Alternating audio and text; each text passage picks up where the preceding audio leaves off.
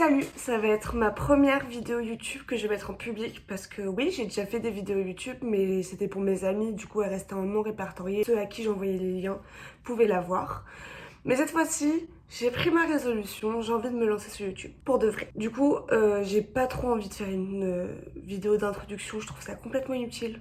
Je vais juste vous dire en quelques mots ce que vous trouverez sur cette chaîne. En fait, clairement, vous trouverez des trucs qui me représentent, tout simplement. Je veux parler des choses que j'aime, je veux faire des choses avec un montage où je passe beaucoup de temps sur le montage et d'autres choses comme cette vidéo qui va être peu montée où je vais beaucoup parler parce que j'ai envie d'exposer mes réflexions, j'ai envie de parler des choses qui me plaisent comme l'astrologie, j'ai envie de faire des vlogs avec mes amis, j'ai envie de faire tout plein de trucs et je me restreindrai pas, certainement pas. Donc tout ce que vous trouverez sur cette chaîne, ce sera des choses qui me correspondent, ce sera des choses qui me définissent. Et voilà, du make-up aussi, parce que j'aime beaucoup me maquiller, même si présentement j'ai juste fait mes sourcils parce que c'est mon maquillage quotidien, on va dire. Je suis pas une Marion Camélia. Du coup, voilà pour l'introduction de ma chaîne. Je pense que j'en dirai pas beaucoup plus. Aujourd'hui, comme première vidéo, alors ça peut paraître vachement bizarre, mais en fait hier soir j'ai réfléchi à ça et du coup j'avais envie d'en parler. J'ai envie de parler de comment mon rapport au corps il a évolué en même temps que j'ai commencé à m'intéresser au mouvement du féminisme. Je m'explique, en fait j'étais en train de regarder une vidéo d'Antastasia qui est vraiment mon gourou sur YouTube et elle parlait de chirurgie esthétique, comme quoi elle avait failli faire une liposuction, puis en fait c'est un moment de sa vie où elle a commencé à vraiment s'intéresser au véganisme et au féminisme du coup, et que du coup en fait elle avait changé d'avis, elle expliquait voilà ce qui l'avait poussée à vouloir se faire de la chirurgie esthétique et pourquoi au dernier moment elle y a renoncé. Et en fait, ça m'a fait réfléchir et je me suis dit, c'est vrai que mon rapport au corps, il a été pendant très longtemps défini et conditionné par la société. Et quand au lycée j'ai découvert le féminisme, que j'ai commencé à me renseigner sur ça, que j'ai commencé à m'intéresser au mouvement, que j'ai lu, que j'ai appris, que j'ai regardé des vidéos sur YouTube, mon rapport au corps a complètement changé sur certains points. Et c'est vrai que si toute l'énergie que j'avais mis à détester mon corps durant ma préadolescence et mon adolescence, pour l'aimer comme j'ai fait à partir du moment où j'ai découvert le féminisme, je pense que beaucoup de monde comme moi se sentirait beaucoup plus épanoui et beaucoup plus heureux dans leur vie de tous les jours. Et du coup, j'avais envie d'exposer ça. Du coup, pour vous raconter un peu ma vie, j'ai jamais eu trop conscience de mon corps, enfin je veux dire, je suis une femme certes, mais blanche, pas vraiment en surpoids, pas vraiment en sous-poids. J'ai toujours eu un poids plutôt stable, j'ai pas d'handicap physique, je suis valide, donc j'ai jamais eu de gros problèmes durant mon enfance. Par contre, durant ma préadolescence, c'est vrai qu'il y a quand même une expérience qui m'a marquée. J'ai commencé à avoir des seins naissants et en fait, on m'a forcé, alors j'apporte une nuance quand même, on m'a pas forcé, mais on m'a fait sous-entendre que c'était le moment pour moi de rentrer dans une boutique de lingerie et d'acheter mon premier soutien-gorge. Et je me souviens avoir été mais d'une gêne extrême d'entrer dans cette boutique et que ma mamie et ma mère choisissent un soutien-gorge pour moi, me l'achètent pour que j'ai mon premier soutien-gorge. Déjà, j'aimerais m'arrêter sur ça et dire que je pense qu'à 11-12 ans, je dois avoir à peu près cet âge-là, je pense qu'à 11-12 ans, on est capable de savoir quand est-ce qu'on se sent prêt à rentrer dans une boutique de lingerie pour acheter son premier soutien-gorge. Et le deuxième point, c'est que j'avais une poitrine naissante. Je n'avais absolument pas besoin d'un soutien-gorge. Et en fait, l'idée que ça m'a donnée, que j'ai intériorisée, c'est comme quoi je devais, de un, porter un soutien-gorge parce que ça y est, j'allais devenir une femme et que c'était obligatoire. Et de deux, que je devais avoir honte de la forme de mes seins qui pouvait paraître derrière mon t-shirt. Et que pour ça, je devais le cacher avec un soutien-gorge. Et le pire, c'est que je me souviens que ce soutien-gorge était vraiment, mais ne servait à rien, ni à me soutenir parce qu'il n'avait pas d'armature. Il était en tissu, donc en réalité, sans coque, ça cachait pas vraiment la forme de mes seins. C'était juste vraiment un accessoire. Tu commences à être adolescente, tu commences à avoir un corps de femme, tu dois porter un soutien-gorge. J'ai porté des soutiens-gorge qui me faisaient mal, qui me coupaient la circulation du sang, hyper embourrés pour essayer de les remonter au maximum. Enfin, c'était vraiment une catastrophe. Donc, du coup, il y a eu ce premier événement et après, de manière plus globale, au collège surtout, j'avais pas vraiment de complexe en soi. Enfin, j'aimais pas mes hanches et mon ventre, spécialement, et mes seins du coup. Mais c'était pas excessif quoi. Je me souviens avoir été influencée par des copines qui détestaient leur corps. Et en fait, je culpabilisais de ne pas ressentir la même chose. Et du coup, ça m'a créé des complexes.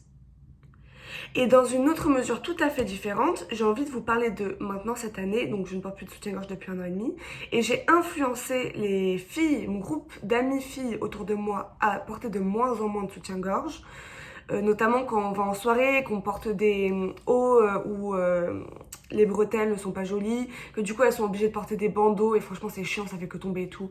C'est vraiment pas du tout pratique, c'est pas confortable. Et je les ai influencées et il y a notamment une amie à moi qui m'a dit récemment que vraiment elle se sentait libre de ne pas porter de soutien-gorge ce soir-là. Et en fait c'est surtout sur ça que je veux appuyer mon propos. C'est que notre rapport au corps, il est conditionné par les gens autour de nous. On a tendance à dire que ouais, notre rapport au corps c'est très personnel, ça regarde personne, les complexes c'est vraiment juste individuel, mais je ne suis pas d'accord en fait. Parce que clairement, si on ne m'avait pas fait, si je n'avais pas été entourée de personnes comme ça au collège, jamais je n'aurais complexé sur mon corps à ce point-là, jamais je ne l'aurais détesté à ce point-là. Et pareil, si je n'avais pas déconstruit ce rapport au corps grâce au féminisme, je n'aurais jamais pu influencer mes copines de manière positive, parce que oui, c'est positif de ne pas porter de soutien-gorge, parce que c'est mauvais pour notre corps. Mes copines qui du coup se sentent mieux, et se sentent plus libres, et se sentent limite autorisées parce qu'elles ont quelqu'un dans leur entourage qui ne porte pas de soutien-gorge, qui l'assume complètement, qui n'a absolument aucune gêne à en parler, et du coup, ça permet de les libérer. Et en fait, on vit dans une société où on apprend aux femmes qu'il faut qu'elles soient maquillées, mais pas trop. Elles aient des belles formes, mais pas trop. Qu'elles portent tout le temps des soutiens-gorge pour avoir bien les seins remontés. Il faut qu'elles soient toujours parfaites, toujours bien habillées, en talons. Et c'est vraiment un système de pensée patriarcal qui résume la femme à son physique. On ne s'intéresse absolument pas à ses capacités intellectuelles. Ça nous fait juste intérioriser en tant que femme que l'on est des objets, qu'on est des affiches, qu'on doit toujours être bien sur nous. Et en soi, comment on se sent dans son corps, comment l'aimer, c'est quelque chose de complètement obsolète.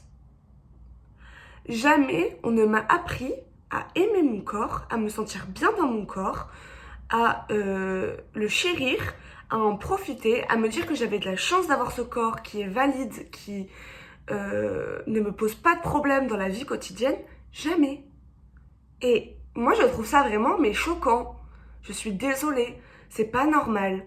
Je suis désolée, un corps, ce n'est pas que physique, c'est aussi comment on se sent dedans. Surtout qu'on va passer toute sa vie avec ce corps. Et le point de bascule, ça a été au lycée, quand j'ai commencé à m'intéresser au féminisme et que je me suis rendu compte que ben ouais, en fait, porter des soutiens-gorge, ça fait mal, ça coûte cher, ça coupe la circulation du sang, ça empêche tes seins de se maintenir tout seuls et de travailler tout seuls.